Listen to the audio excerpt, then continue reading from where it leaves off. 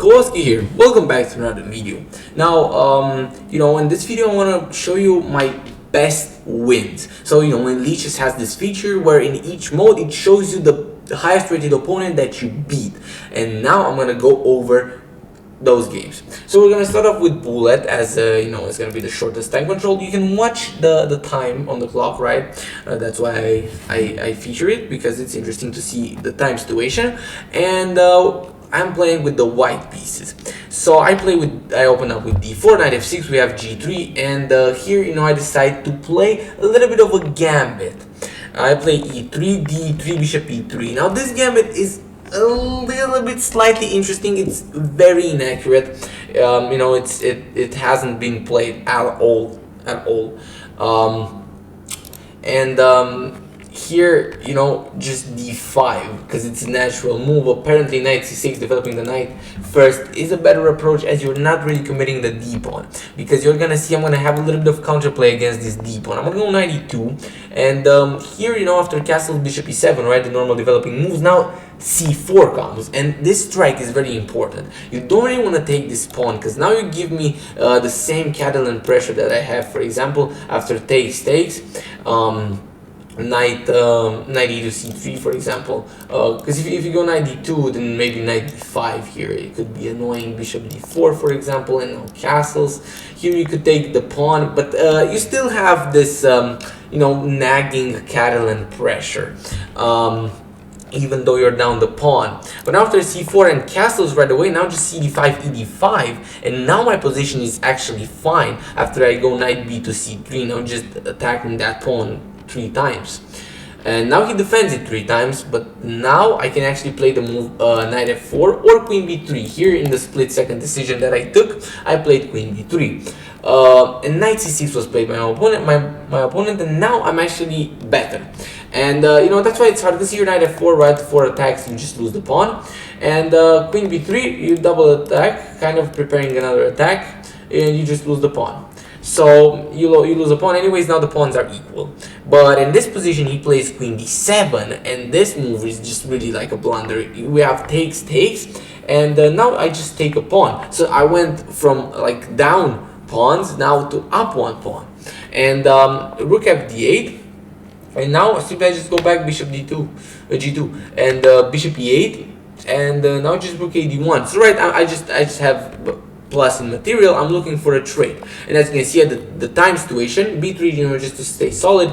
But this move allows his knight to jump in. I played really fast this game, and here I really messed up. I gave him the pawn for free, and I didn't even do anything about it. I didn't go rook c7 or anything like that. I just went after his knight in the most stupid way. Here he had this move bishop b5 that he missed. Here, after a move like rook c7, he can just go bishop d6, for example, and now I'm just lost, because he just takes my knight, and that's it. I'm down a piece. There's nothing more to be done. And rook c4 now just blunders, right? But he goes knight d5, allowing me to trade, and now get into, again, finally an equal position. I go king g2. He goes rook d7, defending the pawn, and now I just go knight f4, finally developing this knight, and trying to look for something. We have g6, kind of weakening a little bit, but what else are you gonna do, right? You have to play some moves. And now I just play rook a4.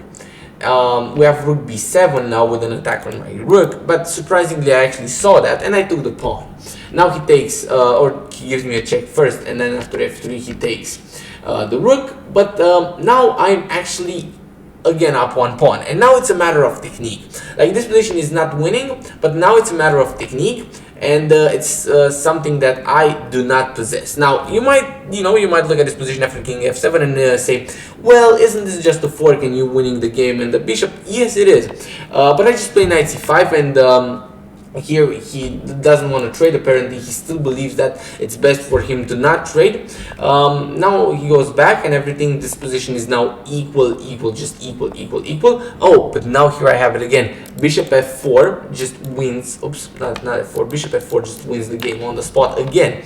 But nope, no, I don't see that. Bishop f4 again wins the game on the spot, but I just play knight c4. He goes here, and now after check, we finally trade, getting into an opposite color bishop endgame, which I just went on a penalty to win. And you're gonna ask yourself, well, how do you win this? Well, here, my friends, comes the clock. And you're gonna see, I'm just gonna click the forward arrow. Just look at our clocks, right? We're pre-moving. Just I'm trying to not, because I'm down to 21 seconds. I'm trying to not get into like a threefold repetition position. So I move my king and then my bishop, and here comes a key moment, a very key moment, right? Because you don't want to get to like 50 move rule. Right, because there have been like a couple of moves here since the last pawn move, h5. There have been like almost 30 moves, 30 moves, something like that. And you don't want to get to the 50 move rule and be stuck at that. So I just decided to play this g4 move. Now this is obviously still a draw, even if he takes, right? I just play king g3 and just go back and forth with the bishop. This is still a draw. But here, in the heat of a moment, he doesn't see that. He pre-moved this, and then I pre-moved king g3 because I thought he would take. But then he pre-moved this move, and he actually didn't pre-move. He simply paused and played this because he didn't know what to do, and now I took. But now I had 50 more moves for the dirtiest flag ever. He actually sent me a message saying this is stupid even for bullet, and it is. So here I decided to just cycle my bishop back around here, not repeating 3 times again. Look, he's down to 1 second. I'm down to like 4 seconds. So I just go in with the king, and here finally I crack him, and I just win the game, winning myself 11 points. Okay, let's go on to the next one. Here, this is blitz now. Okay, 24-56. He berserked. This was in an arena. He berserked, so he gets half the time, but he gets also double the points. And we have e4. Well, not necessarily double the points, but like +1 point. More than like the win is 2 points. And you get 3 points for the win. E5, now knight f3, and this was a little bit long time ago, and I used to play this lines where I didn't go into the Italian because I was a little bit scared. Here I should have taken the pawn. That was like the right move, but I just went d6, and here you should have went knight g5 for like the fried liver attack. But the thing is d5, right? Takes knight a5, bishop b5, right? This is like the main line. But if we compare this position with bishop d6, for example, or let's say knight d5, knight f3, bishop d6. If we compare this to like the normal, right? This would be the normal, or like e4, e5, and here knight f3, knight c6, bishop c4. Here if knight f6, now knight g5. This is the normal threat liver. If we compare this position right here, right, this is like the normal main line.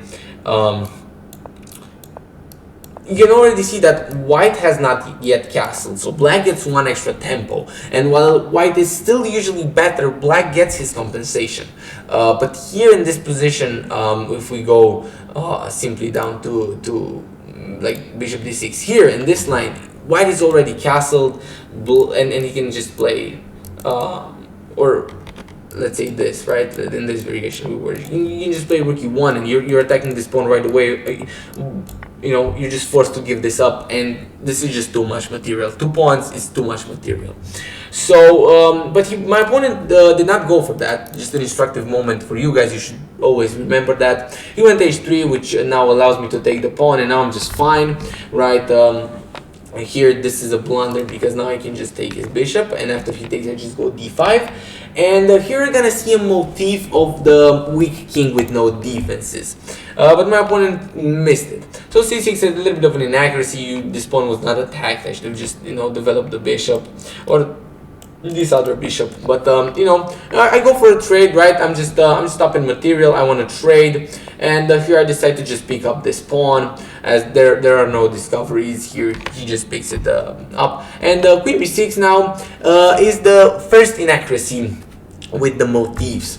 Now knight g5 here would have been strong, and I actually calculated, and I was about to go bishop e6.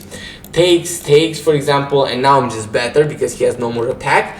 But if he would have went for something like queen e4, now attacking this, I would have been forced to go for the line check, king h1, and now f5 or g6, and this would have been a little bit ugly because it would have been like a little bit weakening in a way. For example, g6, right, because f5 kind of shaky. Don't really want to play f5. And but by the way, you're in no trouble if you play f5. This is not a real threat because now you can just take the queen, right? I mean, nothing too special there. If g6, right, you're still in a little bit of trouble. Queen f4, you're still under some attack, but you're still better as black. You should be winning this. And instead of that, here, right, after queen b6, you want just bishop e1, and this is just losing here because bishop e6, and now you just get booted back. But here I make a huge mistake. Here apparently bishop d5, and my bishops are just lasers, completely lasers, and there's nothing more that he can do after bishop d5. But here I allow him to trade rooks, and now apparently I just loosen my grip too much. Again, knight g5, but now this is a little bit of a threat here, a little bit of a real threat. For example, h6, queen h7 check, king f8 on only move, and now he takes the pawn, and now you can already sense the difference, right? The momentum is shifting a little bit. You know, after this bishop move here, you can already see how white might actually draw this game because black's king is just too weak. Okay, so again, instead of that, we have b4, big blunder here. If bishop e7 happens, restricting knight g5, but I go bishop d4, blundering myself, attacking the rook, but then he trades, so in the end the position is fine. He attacks me, I try to go for a queen trade, and here I go for a very nice trap. If he takes, then queen g6 attacks the bishop and threatens mate, so that would have won me a piece, but of course he sees it. Rook e1, queen g6 nonetheless, f4 now. And here I begin to just play some crazy moves. I play h5, making a little bit of room for my king. Also try to go h4, restricting his pawn play, but now he goes king h2, right?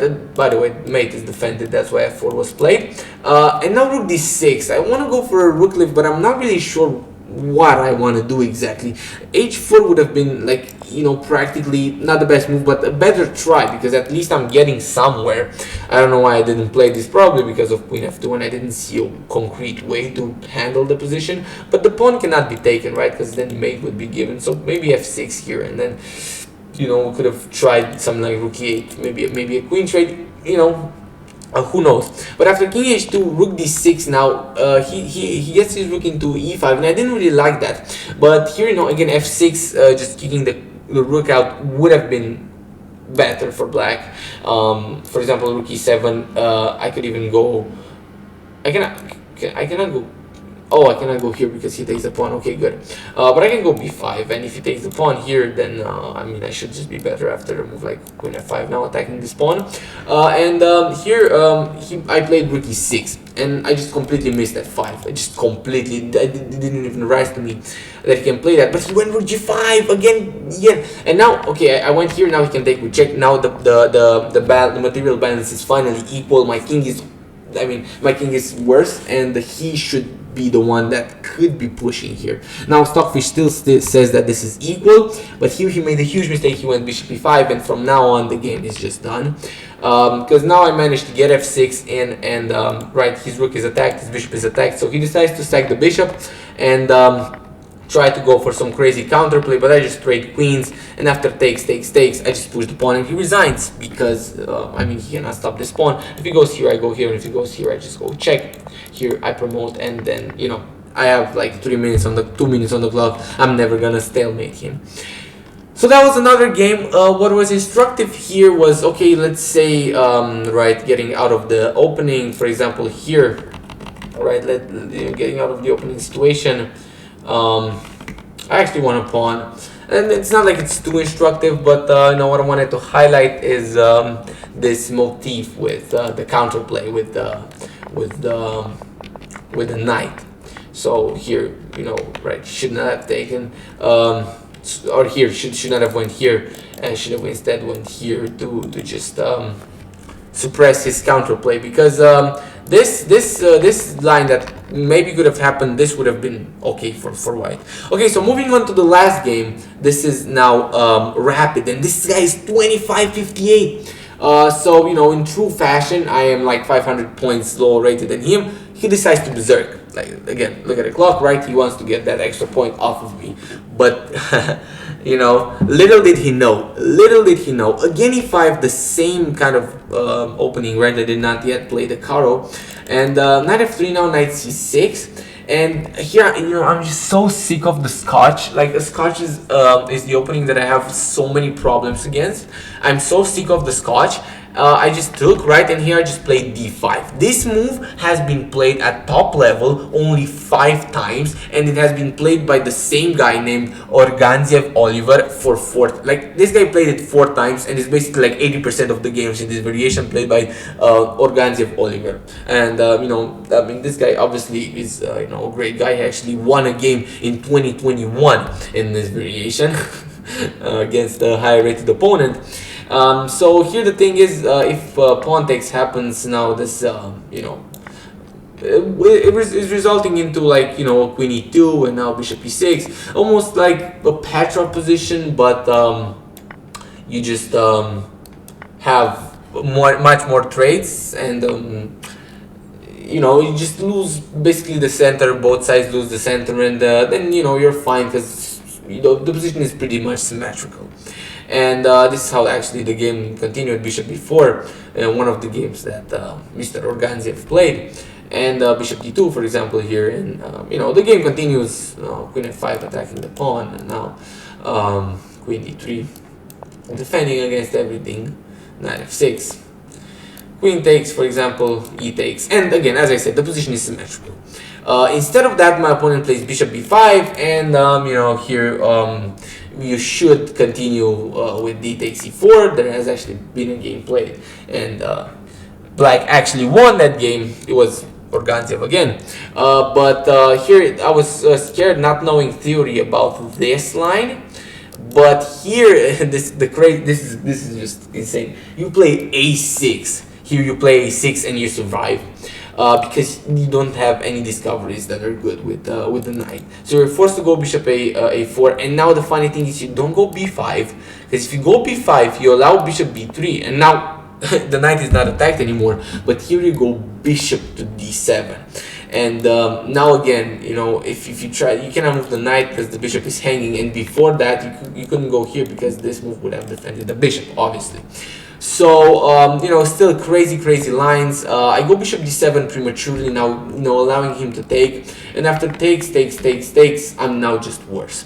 And here I decided to not go long castles because of queen takes a7, but in hindsight this move would not have been the best, because now I could have taken with check and then went for this nasty queen b5, and now if check would happen, now king d7, and now I'm actually okay-ish. Knight c3, let's say, and bishop b4, for example, and now queen a3. This move is just, I mean, you know, if you know these lines actually beforehand, like I obviously I checked it before the video, right, because I had to come up with some interesting lines. But if you don't know these lines, then obviously in a rapid game you're not gonna think about this. Now bishop takes, for example, knight takes b5, and again white's better, but who plays this? So queen takes d4. Now I didn't play long castles here. Knight f6. There has actually been a game, surprisingly not by Organziev, but by a guy named a gentleman, because he's pretty old by now, Good Deutsch Otto, so a German. Right, knight c3, and now I went for b6, trying to go bishop c5. So he went bishop g5. Now after I went bishop c5, I attacked him, and he finally traded. And now I'm trash. This is trash. This is complete trash. And you know, you might ask yourself, how can you save such a game? Because it's ridiculous. Here he long castles, I am forced to go bishop e5, and here, you know, f4 is just on its way, so I play f5, attacking his knight moves. Now I go rook d8, he attacks my my bishop. Now I just defend my bishop, and here if he would just trade, then I mean, again, he's up a pawn, but technically he's up 2 pawns, so and just, I mean, completely winning. He just has to trade pieces, and he's winning. He brings in the rook, he plays rook d3, he leaves the rook again, he's winning. But he decides not to trade here. He goes rook h to e1, and now I just go bishop back, right? Now if the trade happens, then maybe I get some sort of counterplay against this pawn, but f4 nonetheless, restricting my bishop. Now bishop c5, I was desperately trying to activate my bishop. He jumps in with the knight, very great outpost, and now simply c4. Defending the pawn. Now b5, he could have just taken. This pawn is not really under any attack, and here even if I bring the other rook here, what he missed is knight c6. And now if I go here, he actually has this move rook e5 defending. Yep, okay, that's just crushing, but he plays b3. So he allows me to trade. He even takes with the knight, and here I go rook a6, trying to go after the pawn, but a4, and now my rook is just simply out of the game. He cannot go here, he cannot go here, cannot go here, cannot go here. So I decide to go rook b8, attacking his pawn, and now bishop b4, right, attacking his rook, and now king g7, right. So I decide to maneuver my rook here. So he goes rook e5 now after my pawn. I just go rook h6, attacking here. H4, and now I attack the g pawn. He defends the g pawn, again very solid, and now king f6, I defend the f pawn. So I'm still doing ish okay. He goes knight e3, giving up this pawn, but taking here with check. And here I play king g6. Now h5 would have been the way to go, but he gives me a check, and now it's a draw. It's a draw because after the trade, he doesn't have sufficient play, because the pawns are stuck here and the pawns are stuck here, and this extra pawn is an isolated pawn that has a very good blockade. Bishop d6, and now this pawn is attacked. He goes defending it, but now rook e8, attacking his knight. He moves his knight out of the way. King f5 now, attacking his knight. Knight h6 with check. King goes back, but he doesn't want to draw. He goes king d3. But this move weakens him. Here I could have played f6, right, undermining the structure here. But instead I chose rook b8, going after the pawn. And here, for some weird reason, he goes rook c4. I don't know what he was thinking about here, but he just gave me this pawn with check. And here, this is still a draw apparently. I go rook b1, and now knight back to g4. Rook e1 check, and we shuffled pieces for a little bit, because I just didn't know what to do, and I didn't want to do anything stupid.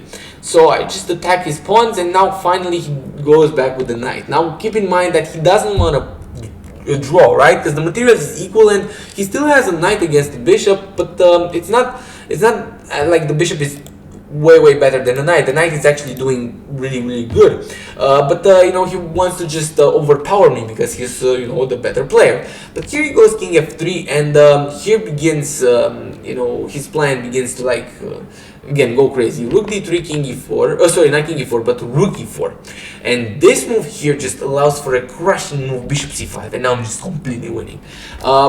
He wanted to infiltrate, I think, because here he plays king g4, giving me the knight and trying to just go for checks, and at this point he's just lost. But here, maybe if he would have played king e2, he could have survived here, but Stockfish is telling me that this now is, or not this, but f6. Okay, because now after the trade, now if the king comes to the center, now you got a passed pawn that you can push. Ooh, I get it now, okay. I thought king f5, right, because activating the king, but nope, because you allow a5 and you are not gonna get in with the king. If f6 now, it's too late, because if the trade happens, then you still have an extra pawn, but now king d4, and white's actually fast enough. Wow, it's crazy how one tempo can affect the game so much. So we have king g4 on the board now, just giving me the piece for some weird reason, trying to go for some exotic counterplay here, but in the end I just managed to simply trade some pawns and just quietly win the game. Right, just take this pawn, and at this point he at a few moves, he's just gonna resign here, because it doesn't matter if he makes a queen, right? I just take and I just make my own queen. If he takes the bishop, I make my own queen, and if he if he does anything else like this, I'm just gonna take, right? Queen, I just take. And here, even for some weird reason, if I went here, apparently this is not a win, but this would have been a win.